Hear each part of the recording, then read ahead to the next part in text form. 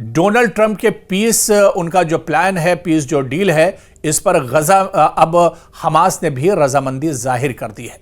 लेकिन बड़ा सवाल ये उठता है कि गजा में जंगबंदी और इसके बाद के अंदेशे और मुस्तकबिल के इम्कानात क्या कुछ हैं। आज इसी को हम समझने की कोशिश करेंगे। दरअसल बुनियादी सवाल यह है कि अगर कत्ल गारतगरी आर्जी तौर पर रुक भी जाए तो क्या मसला फिलिस्तीन का मुस्तकबिल और पायदार हल मुमकिन है? क्या आलमी बरादरी ने 2 साल इंसानी अलमिये के बाद कुछ सीखा है और कौन सी अमली राहें हैं जो अमन की तरफ ले जा सकती हैं? इसी पूरे मरहले को हम समझने की दरअसल कोशिश करेंगे। गजा पट्टी में जो तबाही 2 साल से जारी है, इसने इंसानी जानों और बुनियादी ढांचे को बेमिसाल नुकसान पहुंचाया है। हजारों हलाकतें, लाखों बेघर, अस्पताल, स्कूल और बुनियादी राब्ते तबाह हो गए।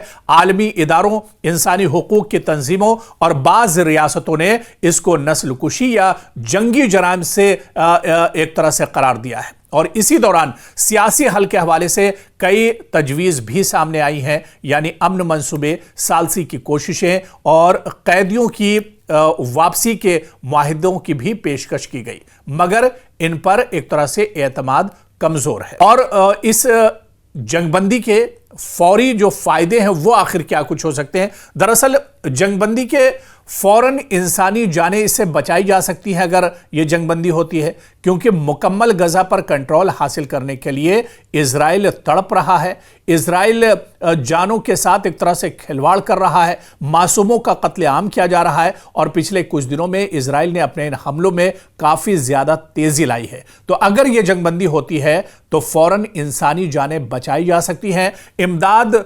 पहुंचती है और सिविल इंफ्रास्ट्रक्चर को आर्जी आराम एक तरह से मिल सकता है इस कदम के बाद। अगर जंगबंदी सिर्फ आर्जी और गैर मुनज़्ज़म हो तो फरीक नए हमलों के लिए तैयार रहते हैं, यानी इसका जो खतरा है वो भी सामने रखा जाए, क्योंकि दोबारा तसादुम का खतरा तभी कम होगा जब जंगबंदी के साथ मुकम्मल शफाफ निगरानी, कैदियों की रिहाई और बुनियादी सहूलियात की बहाली के तयशुदा मराहिल हों।